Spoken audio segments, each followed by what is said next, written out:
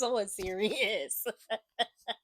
All right. So, about 8 months ago, as we have discussed previously, this troglodyte left a comment on my channel that was hateful. She left a comment on a video about phenotype and hair texture. The point of the video being to explore the sociological effects of phenotype and hair texture on the Black community. But because she's stupid, she didn't understand the point of the video. She went to school to be a pharmacy technician anyway, so she wouldn't have been able to grasp what I was talking about regardless. I say that to say that she doesn't have the skills in sociology or history to be able to grasp the video and should instead stick to the thing that she knows, which is pharmacy tech. But even that doesn't seem to be working out for her because it looks like she's been nothing but a cashier for the majority of her adult life. Now, me personally, I have always been an armchair historian, and now I'm going back to school to become a certified historian and sociologist. I'm currently going for communications and with a concentration in sociology. And I will soon be going for African American studies. So, the video that she commented on, where she did not get the point of it because she does not have the mental dexterity to get it, was a video talking about the sociological and historical aspects of phenotype and texturism.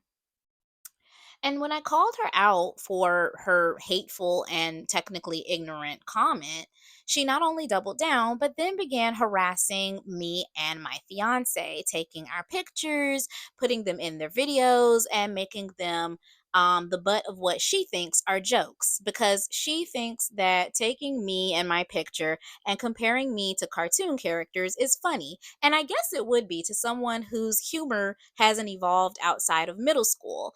I, however, am not Arrested Development at 17 years old, and so therefore, my humor is actually funny.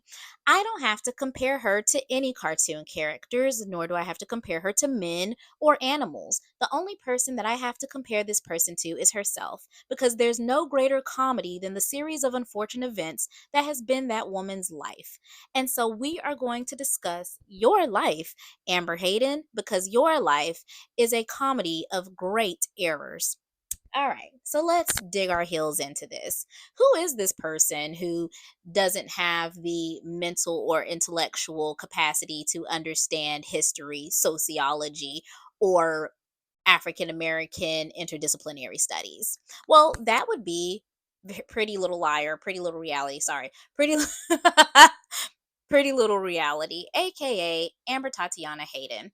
And before I continue on, I do want to say that any information that I use in this video is public knowledge. The profiles that these come from are her family's public social media profiles, her own public social media profiles, and even information that she's freely shared herself. For someone who pops so much shit and has 3 children, she does not have a sense of self preservation. This woman does not seem to care at all that she has 3 babies to raise and keep safe, because she talks entirely too much shit while being entirely too easy to find.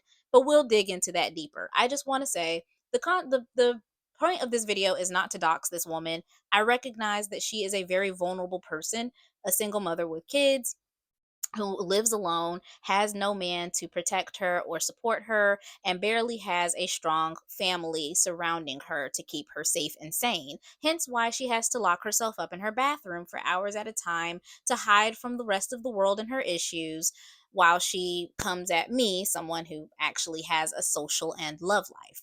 So I don't want anybody trying to find her, and I'm not doing this on any kind of doxing or harassing tip. I'm simply doing this because she continues to do what is not good for her by poking the bear. And so the bear is biting back. So I had the misfortune of this woman leaving this ignorant and frankly erroneous comment on my page about 8 months ago. And when I called her out for her stupid ass comment, she doubled down and started trying to throw what she thinks are insults because, again, mentality of a middle schooler. She made videos about myself and my spouse. She did a 3-hour live stream about us. And then when I called her out again and said, keep my name out of your mouth, she took all the live streams down because she got embarrassed and scared, because she's really is a pansy. But now she's trying to come back. I guess she feels empowered or emboldened. I don't really know why. When again, all of her personal business is on Front Street for the entire world to see. But that's neither here nor there. So, who is this person? Amber Tatiana Hayden, aka Pretty Little Reality, is a small YouTuber who makes videos about colorism, pretty privilege, futurism, etc., always on the wrong side of each and every single one of the topics that she espouses. She is an open bigot, anti black, self hating, anti black woman, futurist, texturist, colorist, xenophobic, homophobic, biphobic, transphobic, literally every single type of bigot that you can possibly think of. That is who this woman is. Again, not very intelligent because you have to subscribe to a certain level of stupidity to be a bigot in the first place. And if it tells you anything, this is a 33-year-old woman who listens to and respects the teachings of Clavicular, a 20-year-old meth addict. I mean, if that tells you anything at all about this woman's mentality, I don't know what else would. She's also basically a Nazi sympathizer as well. So, all around, just a trash person with not a nary a bit of intellect to her name. And even if she had finished college, which she didn't, she was only going to be a pharmacy technician anyway. So, she doesn't have the mental capacity to wrap her head around interdisciplinary studies, history, sociology, or any of the things that she was trying to go toe to toe with me on. Um, and for the past 8 months, she has been on a slow crash out over myself and my fiance. And she's still not over it. She's still not over it. Now, granted, I am also a petty bitch that can't let shit go. It's the Scorpio in me. And also, the Lord is still working on me. That's why I'm in therapy. Amber, might I suggest therapy for you as well? We both could grow. You more than me, but we both could grow. But neither here nor there. So she talks about pretty privilege, which she herself has admitted that she doesn't benefit from because she never leveraged the pretty privilege that she supposedly has. No, but I do know hella niggas. Like I even know I know one of the guys that produced Little Baby's album personally, and he's cool with Little Baby. It's hella niggas that I know. I know Trippy Red's uncle, fucking Solomon. I know that nigga. That nigga been trying to fuck with me since forever. I know hella niggas. Like I know so many different Atlanta niggas. I know so many Chicago niggas. So many niggas, bro. When you're attractive, you can be broke as fuck. And you should have connections just by a nigga wanting to fuck you because you're attractive. So what has pretty privilege gotten you? Pretty privilege has gotten me a lot, actually. Actually. Did I utilize my pretty privilege to the fullest potential? No. Have I gotten access to a lot? Absolutely. You heard it here first, folks. She thinks that knowing the people that know celebrities means that she has pretty privilege. She also claims that it's gotten her access to a lot. However, in the exact same breath, she claims that she's broke. So she says that she's gotten access to a lot, but she doesn't tell you what she's gotten access to. Just that men who know celebrities want to sleep with her, and she knows a lot of guys. And even if she didn't just straight up admit herself that she actually hasn't gotten access to anything because she's still broke and living in poverty in a low income housing development, take a look at her body language. Her body language is stiff. She doesn't look at the camera when she talks about pretty privilege. Her eyes dart around the room trying to avoid eye contact because she knows that she's lying. Her vocal inflection lacks any conviction and is hollow. And on top of that, what she says and the way she moves aren't congruent with each other. Someone who's confident and has conviction in what they're saying will have no problem holding their eye contact as they say it. But don't worry, we'll get to that too. And guess you're wondering probably, vintage, why would she talk about something that she doesn't even benefit from? What is the point? That's a great question, dear intelligent viewer. Well, the reason she talks about it is because it's the only thing that makes her feel like she's somebody. See, she's failed at every other category of life. She wasn't the smartest in her family because when we go through her mother's social media, which again, public, her mother praised her sister, her little sister, for being an honors student. Her younger sister and siblings were the preferred kids, and they also happened to be half white. And by her thought process, pretty. Um, so she talks about what she desires, which is to be chosen, loved, and wanted. And throughout her own life, that's always been associated with being non black. When we look at the rest of her family tree, um, her uncles married white women, and her ex baby dad, or well, I guess he's still her baby daddy, he's just her ex boyfriend, but her baby daddy married a plus sized white woman. So in all aspects of her life, she's constantly seen half white or white people get preferential treatment over her, which has led her to finally understanding, at least by her own personal worldview, that whiteness or white adjacency is better than blackness or black adjacency. And because she can't cope with that ugly little reality that surrounds her, she has to take that out on women that she feels are beneath her. Because she thinks that everybody else feels the way that they do about blackness, and that everybody else thinks that ugliness is associated with blackness. But here's the thing, when you actually love yourself, love your blackness, and have been surrounded by black people that like who they are, that's not the reality for you. And because she can't really cope with that, she has to make live streams for hours at a time, crashing out and lying to herself and her audience about how she looks Ethiopian or exotic or half this or Cambodian or Chinese or whatever flavor of the month she's decided is the most desirable for that day. Um, but I digress. So she discusses what she wishes she had, because at the end of the day, although she says that she has pretty privilege, she has nothing to show for it.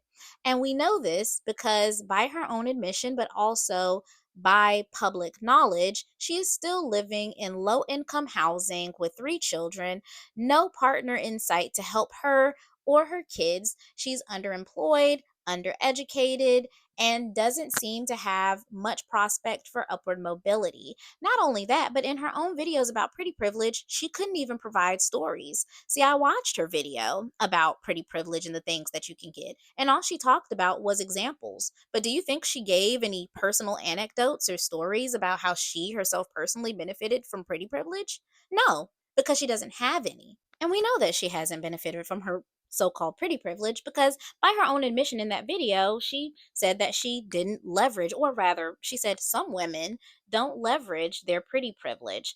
Some women means her. That's what it always means. For people to accept. So they start pushing for proof, right? Now it's going to become some kind of invisible courtroom where attractiveness is going to be put on trial. Your attractiveness is put on trial. They're the jury, and you have to prove your case why you're attractive. Now you need to prove to me with receipts what are the experiences that you've had as to why you're attractive. But again, what I find so hilarious about that is that even if you were to produce these receipts for these people still are going to come up with an excuse as to why you experience. Even if they made an excuse about the receipts that you produced, if you had receipts at all, you could just simply produce them. But you can't. That's why you made a cyclical video repeating yourself and not proving that you have pretty privilege at all. She's talking about herself, but she doesn't want to just straight up say that. So she chose not to leverage her own pretty privilege. So some attractive women don't level up because they don't feel like performing for society. They don't want to marry for money. They don't value comfort over status. They're tired, right? Somebody could literally be tired and they just don't care. Some people are struggling mentally, right? They prioritize motherhood over image, or they simply don't care about luxury optics, right? So that word salad was her just making excuses for why some women, and as we've established, some women means her, have shitty lives. And by her estimation, it's because some women don't want to leverage their pretty privilege to marry for money. Okay, well, what about marrying for love? You couldn't find a man with a decent paying job that just loved you and wanted to take the burden of all three of those children off of your hands? You don't have to marry for money. You could just simply marry a good person that cared enough about you to want to alleviate your stress. But you couldn't even find that, as pretty as you think you are, right? She constantly makes hyperbolic statements in this particular video, saying that people expect pretty women to live the best lives ever. Nobody said that. That's hyperbole, and she's making that up because she knows that she can't even live a mediocre life with her beauty. Because she can't cope with the fact that she has a bad life despite how cute she thinks she is, she has to now come up with lies and spin fairy tales. But don't worry, we'll address that too. That.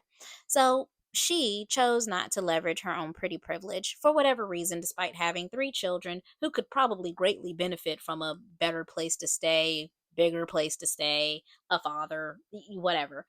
But hey, she chose not to benefit from pretty privilege. Now, I know in my heart of hearts, because I'm intelligent, that she just frankly couldn't. She didn't get the opportunities to. But you know who did? I don't have to talk in circles around my point and prove to you why you don't have to leverage your pretty privilege to move up. I just simply did. And I, dear viewer, can actually give you some examples. See, she didn't give any anecdotes personally because she just doesn't have any. And that's not because she's smart or better than anybody, or it's simply because she couldn't. But she's not going to say that because, again, delusional, she lives in la la land. I, on the other hand, have had the reality of benefiting from pretty privilege, and I can actually tell you some stories. So let's start with my personal favorite, the time that one of my customers paid for myself, my fiance, and our friend to go on spring break together. So, now, no secret, I used to be a spicy worker, and this has been included in my personal work. In fact, give me 1 second. I've included this in my personal work. Not only do I write books about this subject, I also talk about the history of spicy workers. It's part of the reason why I decided to become a historian and sociologist because I love the sociology and the history behind spicy work. So, I actually have been a spicy worker. And in the process of that, I gained quite a bit of a following that was very loyal and would do quite a bit for me. So, when my fiance and I met 4 years ago, we decided to spend our birthdays together because we realized that we were Scorpios. We got an Airbnb, we turned up, we had a good time, and one of my customers saw this and said, "Hey, I really enjoyed, seeing you girls together. Do y'all have plans to hang out again?" And I mentioned to him, "Yeah, we were thinking about doing spring break." And he said, "Well, if you want to do spring break together, I will get you an Airbnb or a hotel. Just let me know where you want to go. And all I ask for is some pictures." Easy work, right? So I ran it by my fiance. She said, "Absolutely." And so we told him yes. So we start looking for Airbnbs and we find a few that we like and send them over to him. He actually goes. Now, mind you, this is one of the things that annoys me about spicy work. And if anyone's ever done it, you know that customers can be wishy-washy, flip-floppy, and they will just disappear off the face of the earth. So that irked me, but that was not unusual for him. He was one of those kinds of customers that would spend big, come in, was super loyal, had been around for a long time, would lose it all, and they would drop off the face of the earth until he got money again. So we already had the funds to afford our own trip, so we were just planning for it anyway, but we were both very irritated. So I reached out to him and I said, "Hey, because you offered this and then you basically disappeared when it was time for you to pay for this, you wasted my time and you know how I feel about that. So you're going to have to pay a $200 unblock fee in order to be unblocked by me." And I blocked him. That was how I ran my business. I was very much no nonsense. I did not play with these. Try not to cuss so much. I didn't play with these fools. I did not play with these fools. I blocked him. So from his other page, he apologized profusely. He's like, "Oh my God, I'm so sorry. I'm so sorry. Da da da da da. Yes, whatever you need. Da da da da." So I charged him a $200 unblock fee. I sent my fiance the other half, and I said, "This is the Airbnb that we would like to go to." The Airbnb was basically like a Japanese cyber cafe. Like that was how it was set up. It had two rows of like vintage arcade games in there. It had like these really cool like plushies, and it had these like pillows that were filled with little plushies inside. Like there was like a Pringles one, and when you opened it up, there were like little Pringle plushies inside. It was just so cool. There was like video games and neon lights. It was literally like some kind like a Tokyo cyber cafe slash arcade. And we were like, oh, that's going to be so aesthetic for the pictures, so aesthetic for the content. Yeah, that's the one that we want. So he paid the $200 unblock fee, and he paid about $500 for us to stay for 3 days. So me and my fiance go, we have a good time, and then a cold front blows through, and we are basically confined to the Airbnb. We do still go out to eat and stuff, but we cannot go to the beach. And our other friend, our mutual friend, ends up joining us on the last leg of our trip. So we pay for her Uber to, well, actually, they pay for it because we didn't have to spend our own money.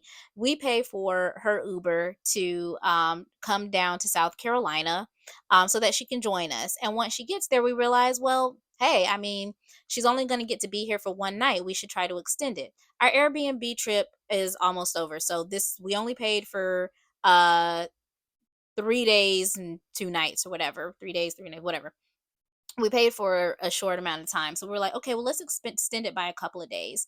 Well, that Airbnb, as you can imagine, was booked up after we were leaving. So we're like, we have to find another one. We end up finding another Airbnb. It's kind of like one of those condos. There are a lot of those in South Carolina that has an indoor and outdoor pool. It has a sauna as well as a steam room. So that's the one that we choose, and we reach out to my other customer. Another, I love it. I love this guy. I love this man. He could be a little annoying, but nowhere near as annoying as the other guy. He was an older man, sweetie petite, sweetheart, sweetie pie. Hope he's doing well. We reach out to him and we're like, hey, we're still out here. Do you mind extending our trip for a couple of days and just getting this Airbnb for us? And he said, sure. That's another couple of hundred that gets dropped on us. So we go to that Airbnb. I book it. I'm gonna tell y'all. I'm gonna get you. I'm gonna get you. Give me a second. I book it. Now I was actually supposed to book this one for another 3 days and 3 nights. I ended up underbooking the Airbnb, and we didn't realize that until I got the notification that we had to be out by 5 o'clock that evening. And I'm like, oh fuck. Now, mind you, we're in South Carolina at the tail end of hurricane season. So a hurricane is blowing through. So we're scrambling. I'm like, oh my God. And I reach out to my customer, the same older man who paid for this Airbnb. And I'm like, Mel, please, please, please. Like, I underbooked the Airbnb. We had to find another one. Like last minute, blah blah blah blah. And we did. We found an oceanfront one that actually had like a little balcony. It had a kitchen, and it had two beds and a pull-out couch. And I'm like, please get us this room. Like, we really need this. Da, da, da, da, da. And he's like, okay, I'm gonna get it. So he actually booked that room. So that was another $168. And we went and we spent the remainder of the time there. And for all of this, I didn't have to sleep with nobody. I didn't see any of these men in person. I've never seen any of my customers in person. I don't know any of these men.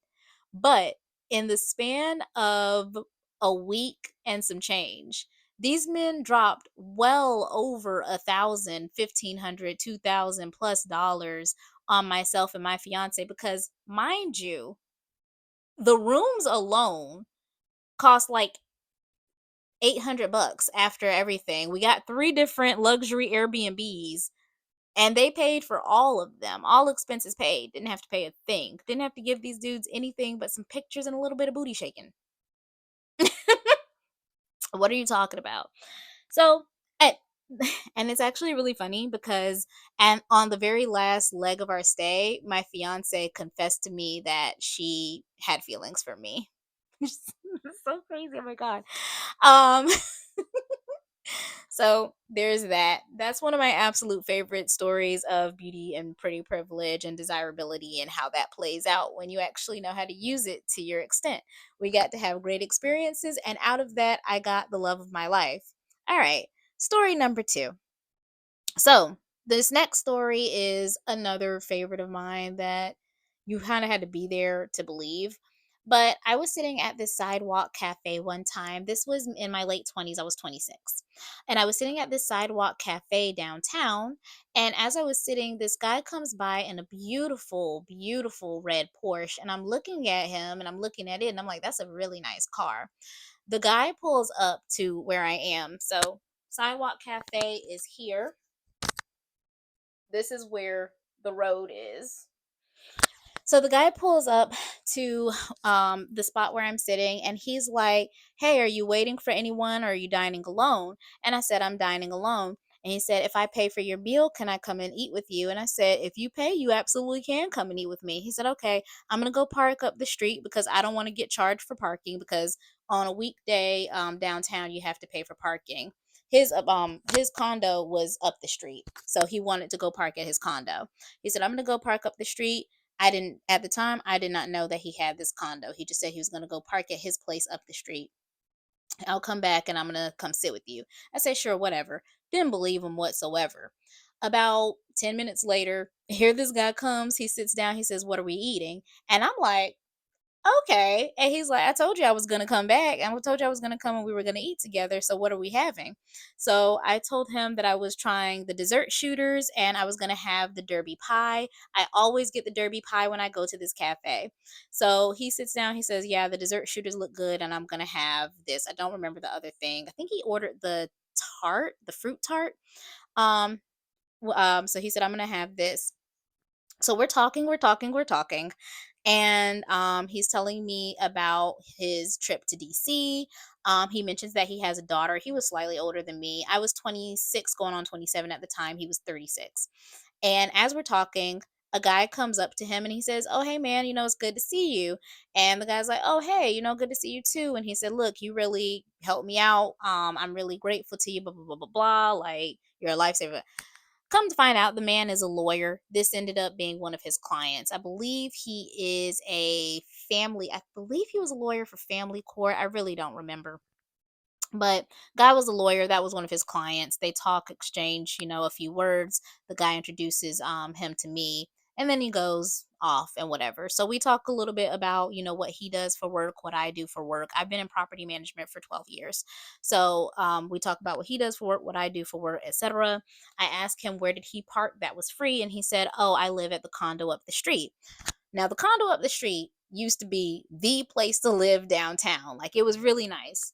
Downtown has gone downtown since the pandemic, but back then it was really nice.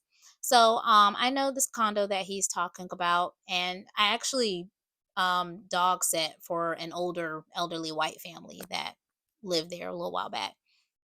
So we talk about that for a little while. He takes me for a ride in his Porsche because I had never been in a Porsche before, and I actually do get to see his condo.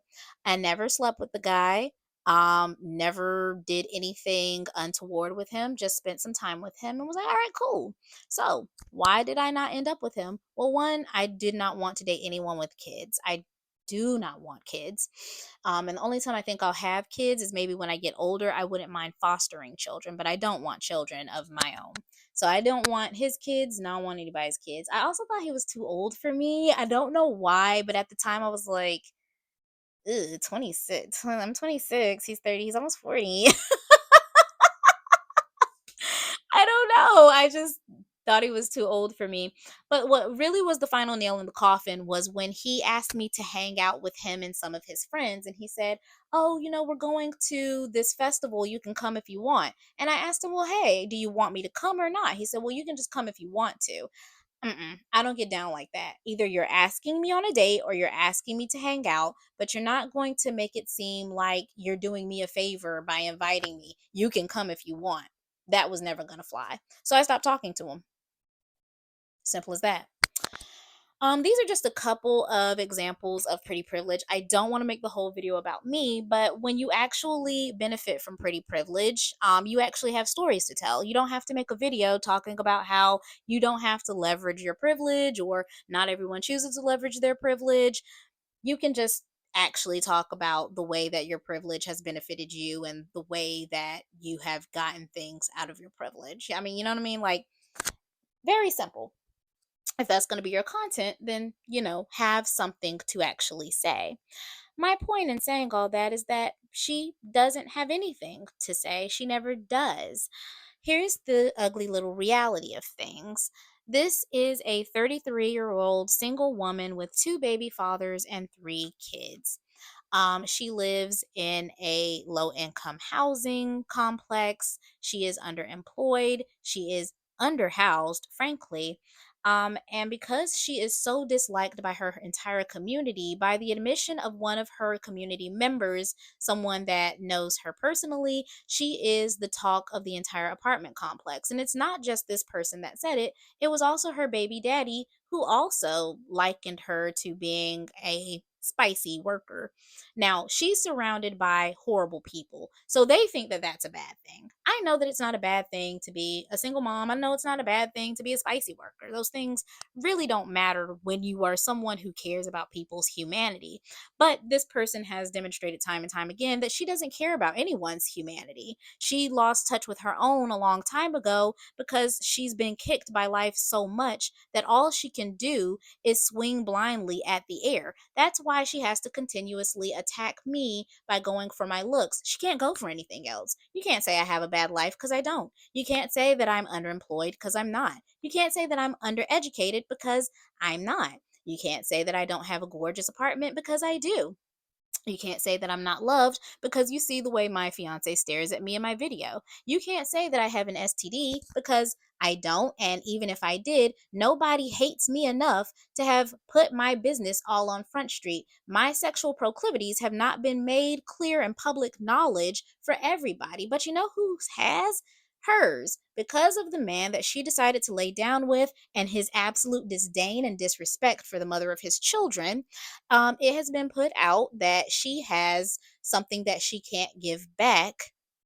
Um, I will say allegedly because I don't know. I'm not gonna sit here and say that I do. However, people dislike her so much that they are willing to openly speak about her sexual health in a public forum. So it is all over the internet and social media what the status of her sexual health is, and that's something that she has to deal with. This is the consequence of her behavior. She doesn't have privilege to show, but what she does have is plenty of consequences of bad decisions that she's made because of the men that she chose to lay down with, who were low caliber, low vibrational men. There is now revenge porn out there of her because, and I'm not going to show it, it's too graphic and it is disgusting. He should have never done this, girl. Like, you could sue him, frankly. But her baby daddy actually put out a video of himself and her with him doggy styling her. Um, that's just up for public consumption. He has called her a spicy worker for the world to see on a public platform. He has bragged about having a white woman and posting a status that said, choose peace and get you a white woman, knowing that he has had children by a black woman. He has apparently, allegedly, pillow talked with a woman that you found it necessary to start beefing with, and when you came across the wrong person, her cousin started taking up for her. So here's what happened. So apparently, this girl was talking to some guy that PLR liked, and she started harassing the girl, threatening her, etc. So the girl's cousin stepped in on her behalf and was like, "Hey, why are you harassing my cousin?" That's what happens in families where people love each other. They defend each other. And so, because Amber decided to double down and start calling this girl and trying to fight this girl, the girl started putting all her business on Front Street and said, "Hey, your baby daddy is telling everybody that you have something that you can't give back. He told my cousin, and my cousin told me, and now everybody knows. People talk shit about you behind your back. They talk about all of the men that you have running up and through your house. They talk about the fact that you have all of these men up and through the house while you have your children. They talk about the fact that you don't take care of your kids, that you put them off on your mother and don't care for them yourself." Now, why am I bringing all of this up?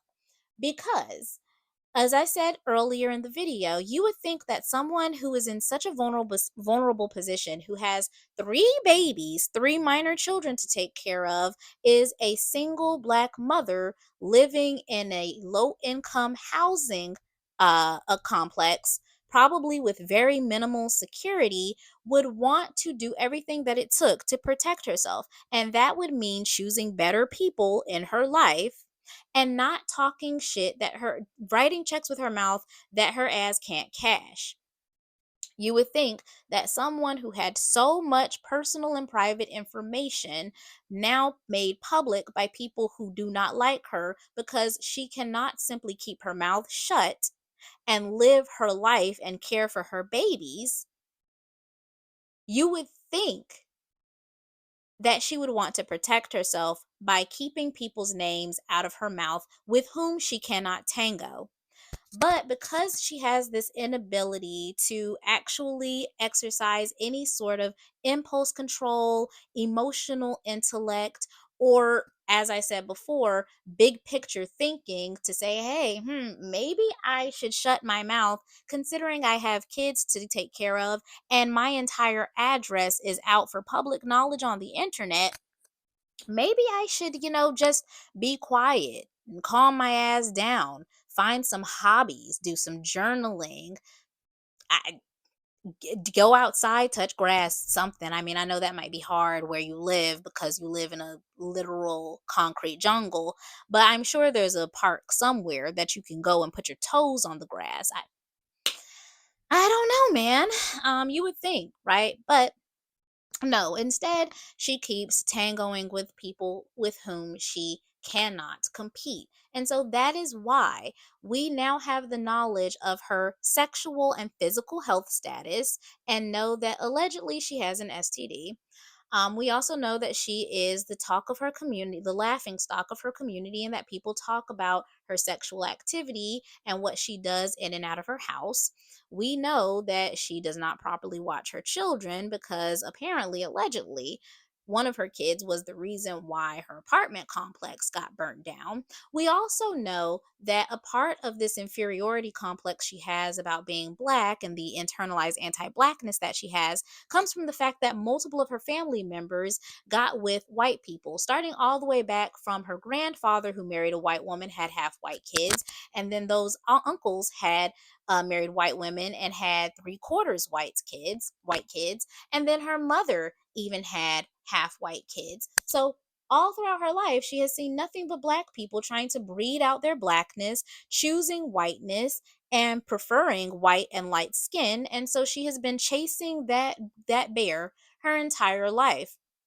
And because she can't catch it, she's been trying to cope by creating videos talking about privileges that she doesn't have: light skin privilege, loose hair texture privilege, thick, big booty Latina privilege, half Asian privilege, Ethiopian exotic black woman privilege. All of these things that she quite frankly doesn't have because her family tree is up for public consumption, and we all can see that she is a fully black woman with two fully black parents and fully black grandparents. She is not of a biracial lineage. She is simply a black woman, which is fine. But here's the thing: you have to learn to live with that reality because that is who you are. The fact that everybody made you think that that wasn't good enough is not my problem, dark skinned women's problems, other African American women's problems, fat women's problems, disabled women's problems, big nose having women's problems. It's nobody else's problem that your family did not teach you that being black was enough. So stop making it everybody's business. Stop making it everybody's business. I see you beefing with people that you find to be below you and beneath you all day long, including myself. And at the end of the day, I have to ask myself, does she not realize that she's a loser on every front? Does she not realize that she's unloved, uneducated, a mother of multiple kids that she cannot care for properly, underhoused, of an underserved community and demographic, self hating, insecure? inferiority complex masked behind a superiority complex, unintelligent, unfunny, uncharming? Does she not realize those things about herself, or does she realize them about herself? And because it is so hard to swallow that pill, she has to continue to make content about people with whom she can project the idea of inferiority onto. See, you can project inferiority onto me all you want to, but at the end of the day, you and I both know that I have things that you will never have, ever. The love of a good partner, a stable, happy, healthy relationship, and romantic love that fills me up all the time. A nice body. Wait a minute. Because we saw what them boobs and what that tummy was hitting for. Let me just real quick show you what a body with no kids looks like. Right quick. Let me show you what a body with no children looks like. Real quick. A tight body that hasn't been absolutely obliterated with 3 children that I can't care for. A cute face. Hair that I didn't have to chop off because I damaged it. I know you say I have a crooked afro, but at the end of the day, only one of us has hair that's actually strong, healthy, holding on, and doesn't have to be chopped off at the ends because you've both heat damaged and texturized damaged it. The love of my mother, of whom I was her favorite because, ooh, I was her only child. And I was the rainbow baby because I was the only baby that made it. So my mom and my dad loved me. I didn't have to fight for love and acceptance. Joy in my own skin because I like being black and I like being a black woman and I like my Negro nose with Jackson 5 nostrils and I like my big lips and I like my deep chocolate complexion and I like my 4C hair.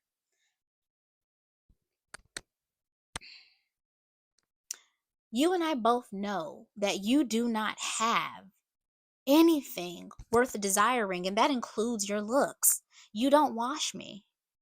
You don't. You know you don't. You know you don't. Because at the end of the day, with or without makeup, I managed to have all of this, and you have delusions, stories, your imagination, the fan fictions that you write about how your baby daddy wants you, even though your baby daddy just 1 month ago married an ugly white woman with rosacea.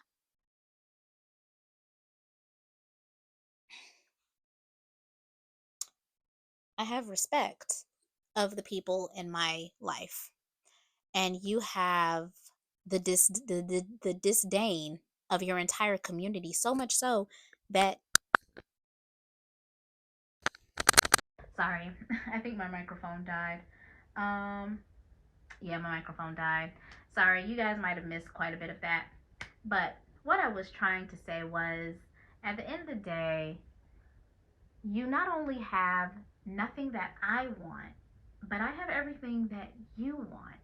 That's why you have to keep bringing me up because you hope that if by evoking my name, some of my good fortune will rub off on you. Maybe one day you will like who you are. Maybe one day you'll have hair that's healthy and strong and doesn't have to be chopped off all the way because you destroyed it with texturizer and color. Maybe one day you'll have someone that, goes out and earns all the money to keep you in your beautiful home and, a partner that actually loves you and wants to take you across the aisle, who will actually look out for your kids. Maybe one day you will have a man that doesn't think so low of you that they call you a prostitute out in the open, talk about your sexual health status to their conquests, and then marries a woman who looks nothing like you and is in fact all the inferior things that you say women are: ugly, plus size, has rosacea, she's a white woman. Maybe one day you'll have those things, but until then you don't. So here is my advice to you. You and I both know that all of this information that I have on you is accurate. And even if it's not accurate, it is easily found. I don't know if you have a humiliation and degradation kink or what, but I literally don't have to make jokes about you. I don't have to compare you to anybody. All I have to do is talk about your miserable fucking life. And that's enough. All I have to do is tell the truth about your own reality. And that is enough. But the most that you can do is call me a cartoon character and call me ugly because you can't say anything else. You can't say that I have a bad life. Mine doesn't look like yours. I don't have children I can't care for. I don't live in a rundown apartment that's infested with rats and roaches. I didn't have to live in a hotel with 3 kids. I don't have to lock myself up in a bathroom for hours at a time just so I can get a peace of mind. My entire neighborhood doesn't know my sexual health, nor do they know my sexual proclivities. I don't have revenge porn posted of me. Anything that's posted of me is out there by my own free will and volition. I don't have people that dislike me so badly that they put all of my business out for public consumption and now I am the topic of forums online. I don't have online enemies who will drag and mollywop me up and through the social media streets. And I don't have multiple kids that I have to worry about protecting, but because I have so little impulse control, I don't choose to self preserve. See, here's the thing, sweetie. Here's the problem with you. You have no sense of self-preservation. Your mother tried to tell you to mind the business that pays you. She said, "Worry about what happens and making money in the real world because that is good for you." That is good advice. She gave you good advice. She told you to worry about the business that pays you in the real world. And do y'all want to know how stupid this girl is? Even though her mother had the good sense to give her the advice of minding the business that pays her, Amber jumped all over that and used that screenshot as a gotcha to say, see, my mom even confirmed that the man y'all think is my father isn't my father. She ignored all of the good sound advice that her mom gave her to make a gotcha point. That's how dumb she is. This is exactly why you're the disappointment of the family, Amber. This is why your mom is disappointed in you all the time. I remember that status where you said that you wish you had been seen as an intellectual thinker, but you never were growing up because you were considered pretty. Another lie that you have to tell in order to cope with the fact that your mom not only never considered you the pretty one, but didn't consider you the smart one either. But this level of delusion and idiocy and failure to actually see your mother's point when she's trying to give you sound advice is exactly why she never thought you were the smart one. And because the real world is such an ugly, dark, scary, and dangerous place, or at least it has been for you, because my lord, look at the life that you've led up until this point. You have to bury yourself in social media and online YouTube beefs. You have to do that because life isn't worth living for you. There's nothing out there for you. And you're not equipped to handle it anyway. You don't have the social skill, you don't have the intelligence, you don't have the education. You didn't even leverage the pretty privilege that you have, so you don't even know how to level up your own life. So you can't do it. But here's what you do have to consider. You do have 2 children. You have two no, I'm sorry, 3. You have 3 kids. And you are of a very vulnerable demographic. You are a single black mother with multiple kids living in low income housing. You talk too much shit, and there is too much public knowledge out here about you for you to keep doing this. I am not threatening you.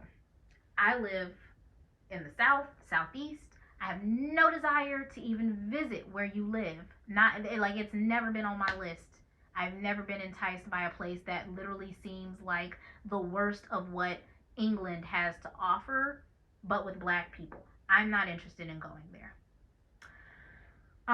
However,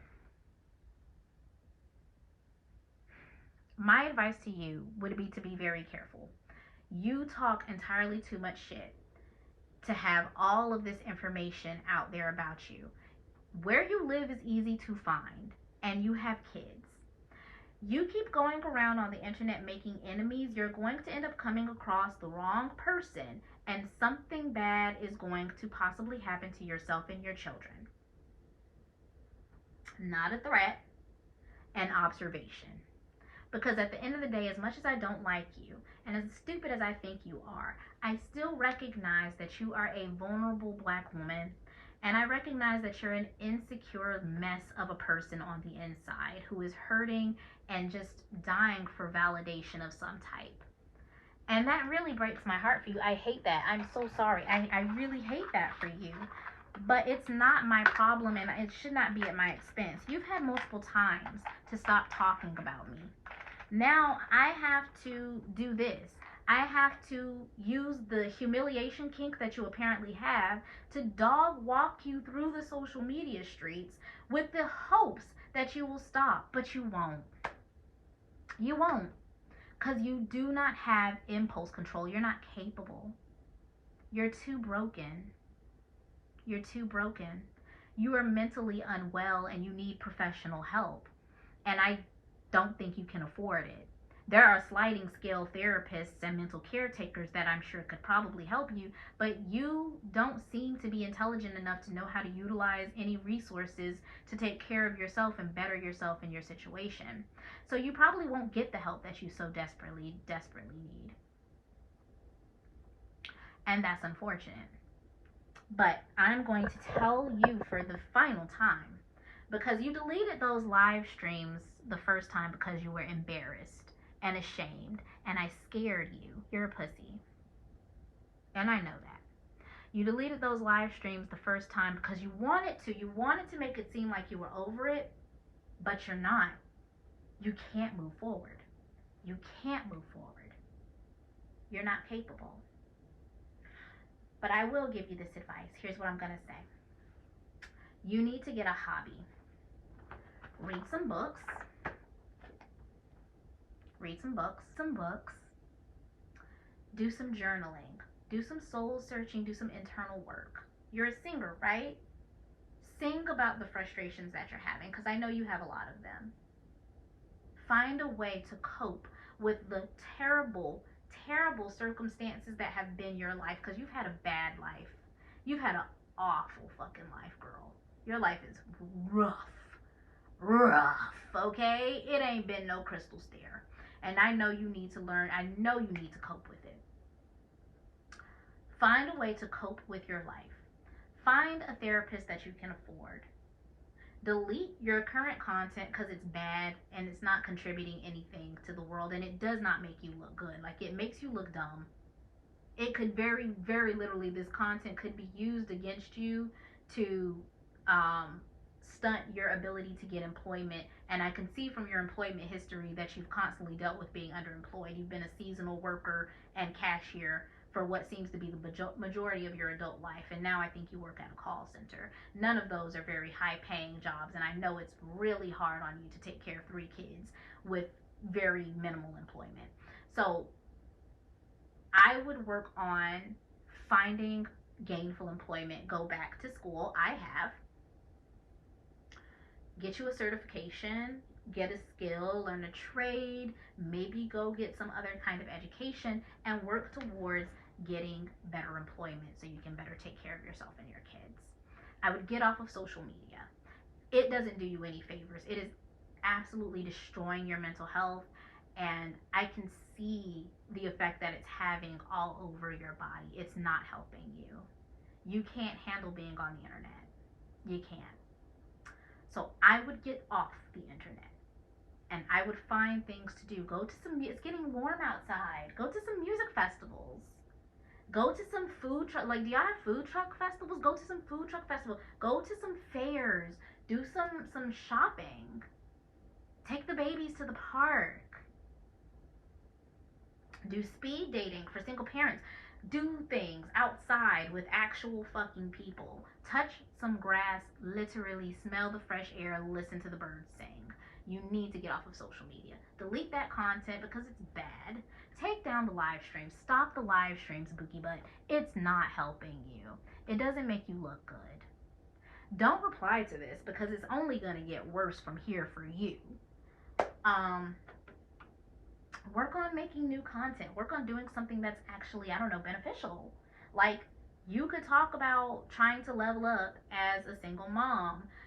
You could talk about trying to pursue your personal passions as a single mom, finding who you are outside of being a mother. You know what I'm saying? Dating as a, like, something, things that are relatable.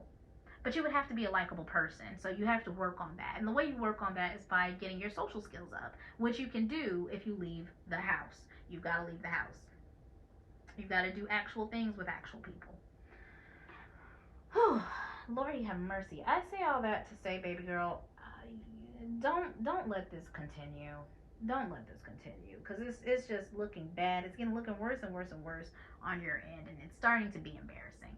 Until then, until next time, y'all. That's all I got. Bye.